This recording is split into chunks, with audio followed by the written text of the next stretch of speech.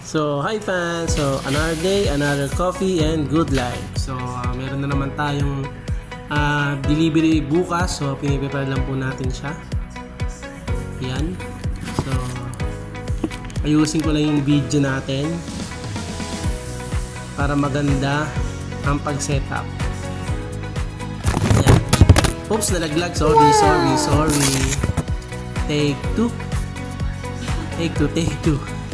Yan.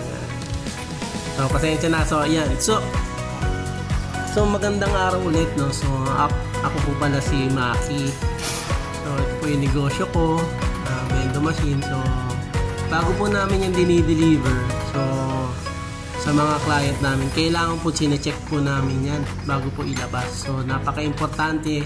I-check po yung mga machine na ilalabas kasi nakaka-experience na ako. So, QC yung namin, bodega, tapos nag-deliver ako ng Cavite. Sira pala yung coin slot, so no choice. So, kailangan bumalik para hindi masira sa mga kliyente natin. So, lahat sine-check, pati yung button, kung nag-iinit siya, kung naglalaglag yung cups, kung okay yung flavor niya. So, importante natin i-check para pagdating doon sa client, pag nag-demo tayo, so wala pong aberya.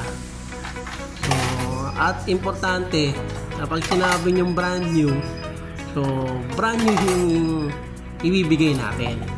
Yan. Para siyempre, baka mahirap na mabagsahan tayo na masabihan tayong scammer.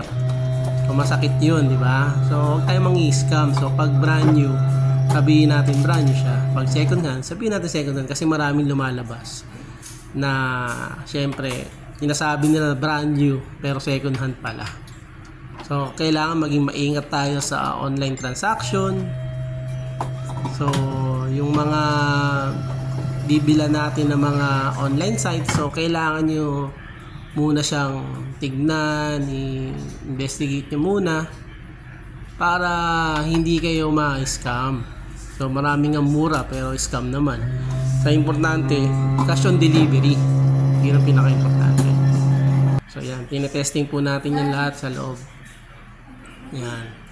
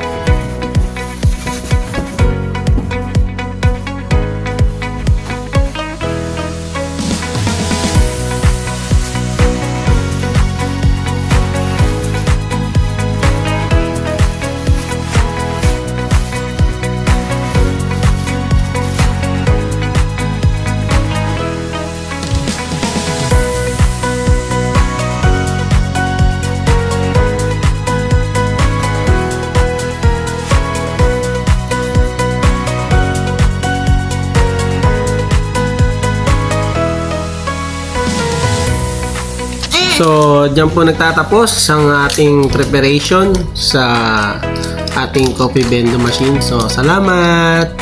Bye!